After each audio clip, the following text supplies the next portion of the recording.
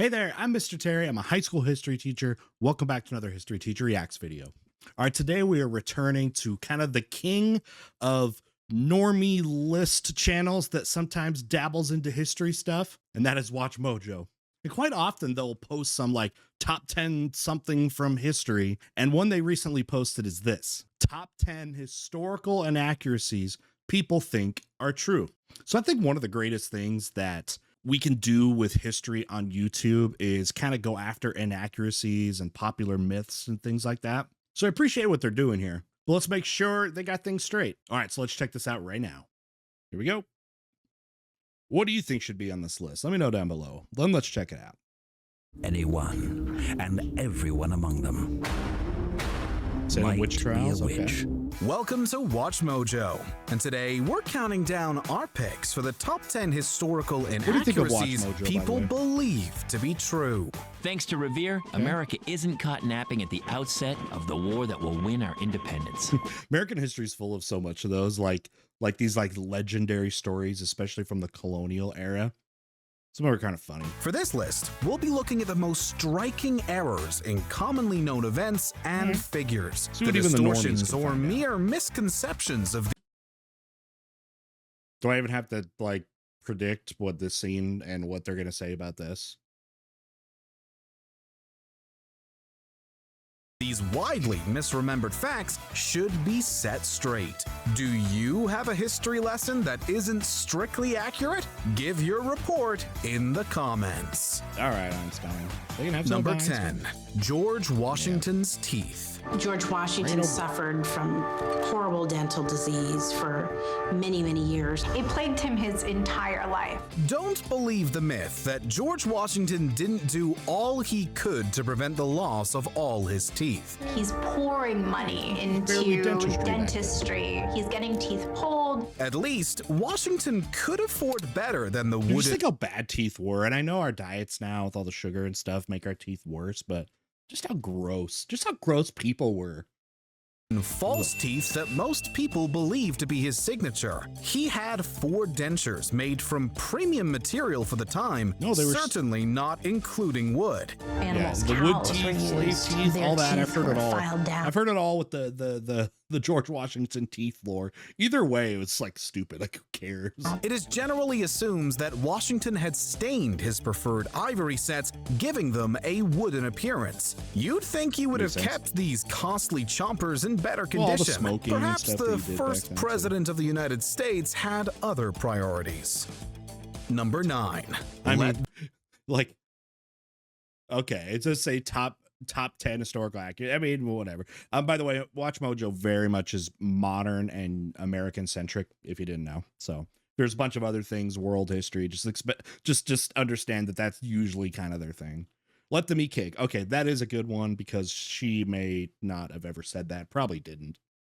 them eat cake. The royal family was held very much to blame for the famine that was afflicting the They're country. starving. Well, let 'em eat Marie cake. Antoinette supposedly bread. sealed Let 'em her eat cake. fate during the French Revolution when she suggested that peasants end their famine with cake or brioche. Such nonsense. I would never say that. Of course, those who think this reflected how out of touch she was with her subjects are out of touch with history. I mean, it was perfect for propaganda for the French Revolution and anybody that outside of France that had some kind of anti-French sentiment, say like the British or something. You know, easy to perpetuate. The these phrase qu'il mangeait de la brioche was coined in Jean-Jacques Rousseau's autobiography, attributed to an unidentified Enlightenment great princess. The book was released when Antoinette was only 9 years old and still living in Austria. Nonetheless, revolutionaries inspired by Rousseau's philosophies misappropriated the quote in campaigns to defame the queen. It's like sometimes it's like, here's the thing though, it's like the let them eat cake. It's not like, okay, if that was true or if that wasn't true, that she was that out of touch with the common people, that like that in any way would like changes her or the monarchy or just the status quo of France, like, and their opinions of the working class and the bourgeoisie class, whatever. Like, it doesn't change anything. Like, whether this was true or not, doesn't change actually anything about the narrative and the history of the French Revolution. Still, to this day, many believe "let them eat cake" says everything about the elitism that led to Antoinette's execution. She certainly spent a great deal too much money on dresses and jewels, but she really didn't say anything quite so callous. She was insanely, like, what would you say, into all these like very high class activities with, you know, she definitely lived extraordinarily and with so exorbitant of a lifestyle in contrast to the starving population of France at that time. And that's true. Too much money on dresses and jewels, but she really didn't say anything quite so callous. That's why they'll let them eat cake thing. Viking helmets. All right, horns on helmets. Medieval Norse raiders were known to be devils on the battlefield. It would actually be really stupid to have horns on them. Vikings were practical. But of all the fearsome helmets that these Vikings wore in combat, there's no evidence that any of them had horns. This belief goes back to artistic liberties among 19th century romanticists in Scandinavia and Germany. So you saw, yeah, the big woman at the opera wearing thing. It's theatrical, right? That's what it's all about. It's believed that the visual was widely popularized by Richard Wagner's Ring of the Nibelung cycle. I don't know that specifically. What the heck are those women in the back doing? The horned helmet myth stuck in pop culture that quickly. Now, 21st century artistic depictions of Vikings are starting to undo it. Research does suggest that Scandinavians wore horned helmets for ceremonies during the Nordic Bronze Age. Yeah, I mean, you're gonna get all that kind of stuff in the pantheon, right? And the religious beliefs, right? So the paganistic or just polytheistic beliefs, you're gonna have that, and the anthropomorphizing and all that. But like, yeah, it's not practical. The Vikings, it's like, why would you do that? Let's have another thing that somebody could grab. Of course, as skilled as Vikings were in battle, such headgear would be too impractical there. Exactly. Number 7, Napoleon complex. I'm not going to say anything. Napoleon Bonaparte led France out of a revolution into one of the most powerful empires in the world. The English forget that my strength is speed. In 20 days, I will be in the heart of Germany. It sounds like he was compensating for something. This is the idea behind the Napoleon complex, which attributes a man's ego trips to insecurity about his short stature. The thing is that Napoleon stood somewhere between 5'6" and 5'10". She was average height first time. I can't not say it. That was actually above average height for a man of his era. Belief to the contrary originated from British propaganda, which belittled the empire's nemesis by literally belittling him. The campaign may have had no real impact on Napoleon's conquest, but it seriously distorted his legacy. With greater sensitivity to history and height, the public is finally starting to reject this tall tale. And though he never achieved his dream of conquering Europe, he undoubtedly left his mark on it. Number 6. Okay. The British, yeah. Speaking of the British are the ones that propagandize that. The British, they did that so much to people that they were enemies with. They would throw out all this stuff that like seems like it wouldn't be a big deal, but like caught on, you know, like he's small, therefore he was compensating and this and that, and like whether it's trying to discredit them or just make fun of them. Dude, the British did that all the time. It's like, I guess it's their weird humor that they have. Look at all the Philomena Kunk videos and stuff, and everyone's just like, dude, that's British culture, all this like, I don't know how to explain it, the type of humor, but it's pretty, I don't know, cynical, or it's just like, I don't know, whatever. The British are coming. Yeah. We love Paul Revere because he's America's first action hero. The American Revolution might never have been had the Massachusetts Provincial Congress not been warned of a British attack. This heroic image is enhanced by Paul Revere shouting, "The British are coming," throughout his ride from Boston to Concord. Thanks to Revere, America isn't That wouldn't even been useful. Like, it was about getting the militias ready. You had to tell the militia leaders and stuff like that. Get the militia leader, because again, the British, they have arrived, right? They're in Boston, and they're landing a big fleet there and all that stuff, and they are going to be coming because they want to disarm the colonists for a potential armed revolution and stuff like that. So, but yeah. Not as theatrical. Again, it's like theatrics. These are the things that get down to history. The things that are theatrical are the ones that we stick to, and they make for the best storytelling. At the outset of the war that will win our independence. Well, that wouldn't be particularly smart espionage. Yeah, Revere and William Dawes, Yeah, in fact, go covertly passed the intelligence to other writers before Revere was apprehended in Lincoln. There were as many as 40 messengers by the time word reached Concord. and one person Henry could Wadsworth do all. Longfellow just found it more romantic to credit the original writers in his 1860 poem, Paul Revere's Ride. The idea that Revere galvanized a Massachusetts devoid of crown loyalists is pretty absurd. In playing to patriotic ego, however, Longfellow's poem is popularly taken as fact. Hey, Revere did his own propaganda, his own sensationalizing with the Boston Massacre, right? He, is the one that made popular, like the picture that you see of the massacre that's kind of titled "The Bloody Massacre," what 5 people died or whatever, which that's awful. is massacre is like what the events actually were around that, with this with the protesters and all that stuff and whatever. But yeah, he did that too. It's just it's how you get your point across.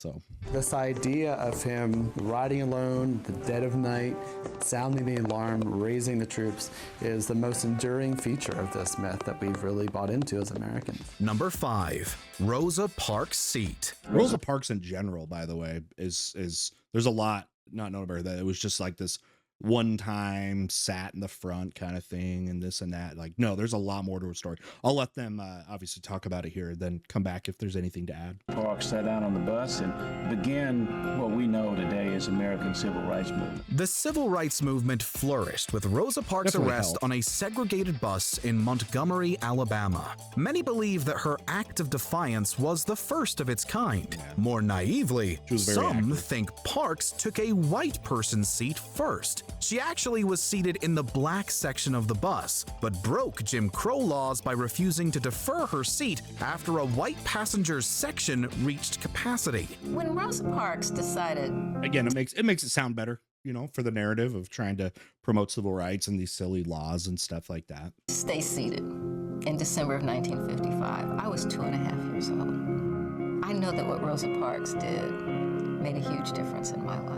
Black people were entirely barred from white-only spaces. Though this particular incident sparks the Montgomery bus boycott, Irene Morgan, Claudette Colvin, and others did the same thing earlier. Lasting over a year, the Montgomery bus boycott was an overwhelming success and inflicted substantial revenue losses. Parks nonetheless deserves praise for showing how many people were willing to take a stand against the lie of separate but equal by staying seated.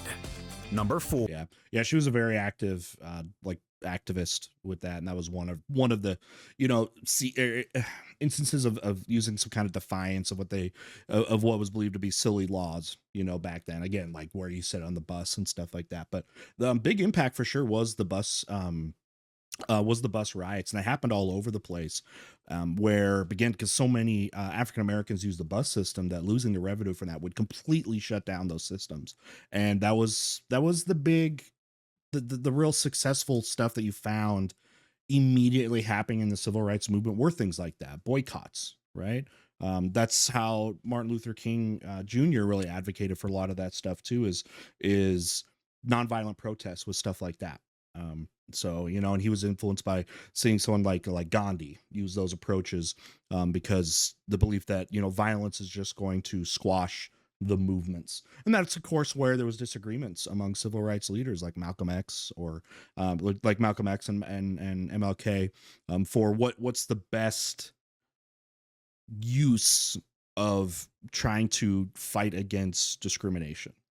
Or Thomas Edison invented the light bulb. Okay, we'll see what take they take on this. Edison invented the light bulb. It's not hard to invent a light bulb that lasts for just 15 seconds. The problem is to get it to last for many, many hours. American inventor Thomas Edison accrued more than 1,000 U.S. patents, with the incandescent light bulb being considered his masterpiece. While one can reasonably assume he didn't come up with the idea entirely, the invention of the light bulb is complicated. People around the world were working on electric light.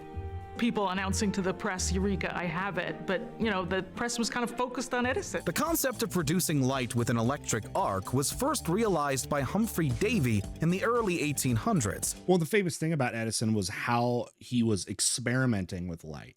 What's the famous thing he said? He's like, I didn't invent the light bulb. He's like, I invented 20,000 ways not to. Right. So experimenting and trying old methods and trying new methods, trying anything basically he could. He tried. I'm holding a toothpick here. He was like, I think like pine needles, like anything he could find, just like sticking in there. Okay, it'll light up for a second, but what's going to do it for a long time? Edison's carbonized filament design may be considered groundbreaking, but English inventor Joseph Swan coincidentally patented a near identical model at the same time. Inquiries found no evidence of intellectual infringement. Edison and Swan ultimately merged their companies to help spread light bulbs throughout the world. You know, one thing that helps for that for sure, the United States really benefited from the patent system when it comes to like protecting, I guess you'd call it intellectual property or whatever. That the patent system was so important about. It's kind of who gets there first, and then you get everything that's with that. That's something we really benefited from. Though American mythos gives Edison all the credit, all visionaries need some guiding light. There was a sense in which we were entering a brave new world. Number 3, Einstein's grades. Yeah. Einstein like many great innovators, no, Einstein was a rebel, a loner, just don't know how to read his report deeply card, right? curious. It's hard to overstate Albert Einstein's brilliance. His academic underdog story, on the other hand, has been inflated by the notion that one of the greatest scientists of the modern age flunked math and science in secondary school. His published final report card shows a 6 in algebra, geometry, and physics. That was the lowest grade possible at the Cantonal School in Aarau before Einstein's day.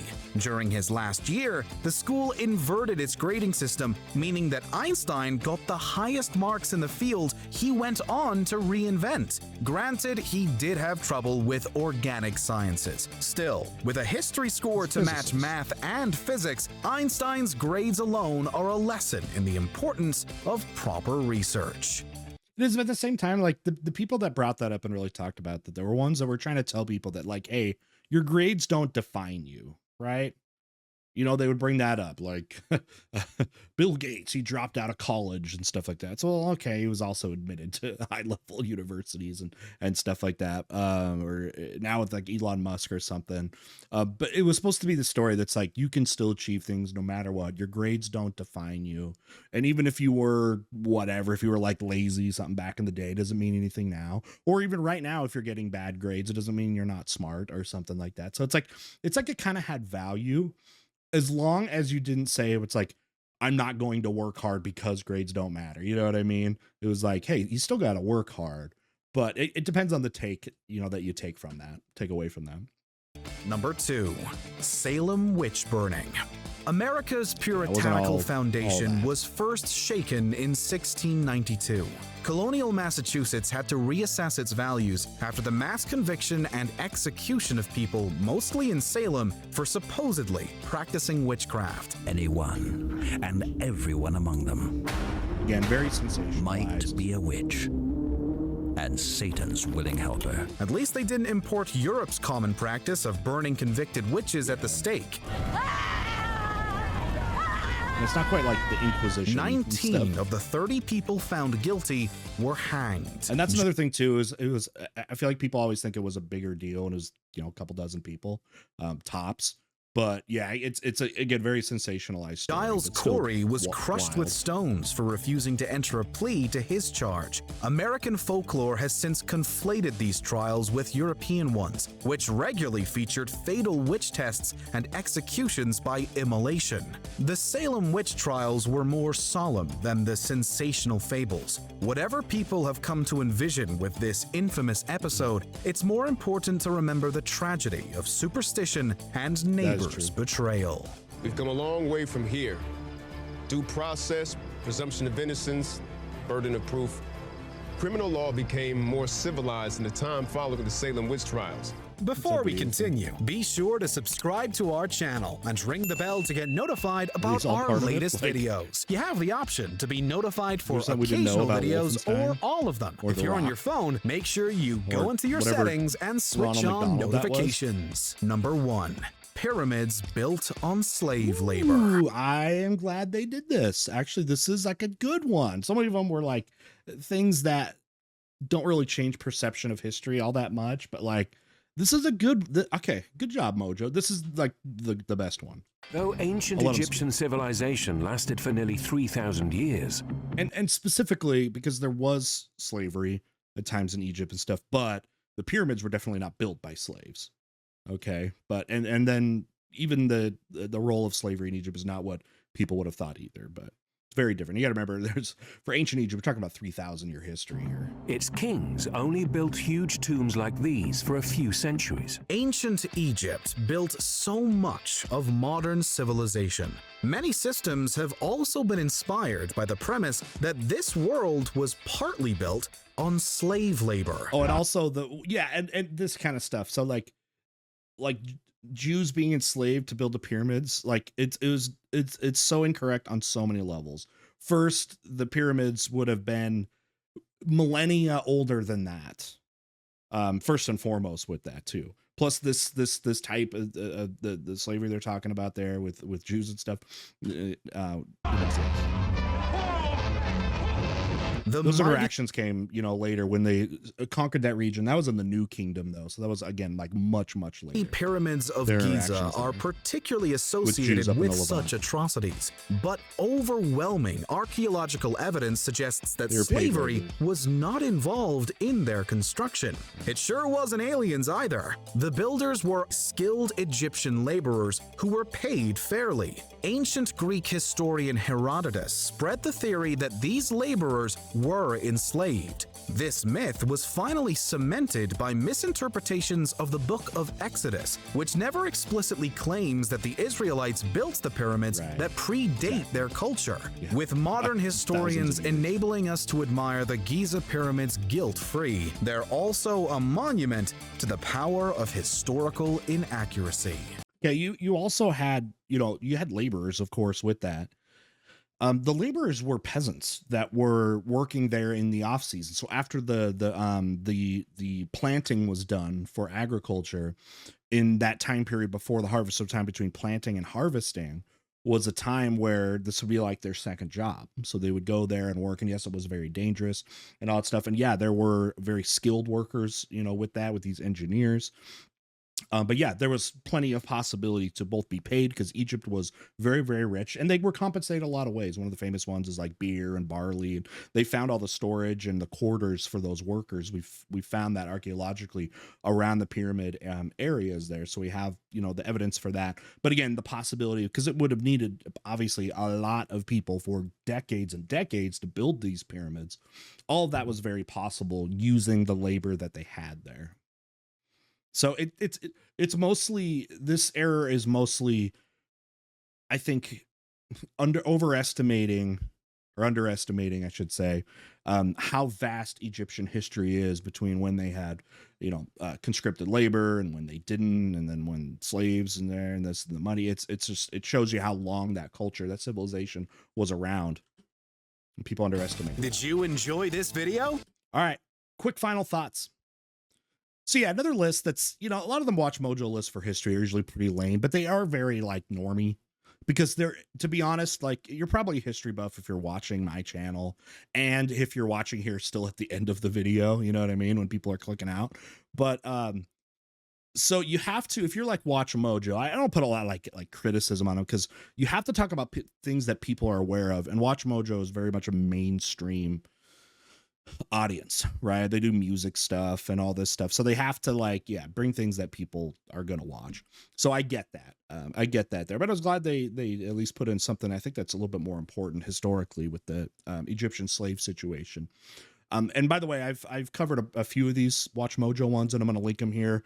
You'll see the tiles come around me, and check those out and let me know. I love lists of videos. They're always fun to check out like that, both from very historical sources and mainstream sources. It's all good. I like covering it. It's fun to talk about, and hopefully opens doors for you all to learn about other things. And the more you know, better off you are, right? Okay, with that, we'll see y'all next time. Bye.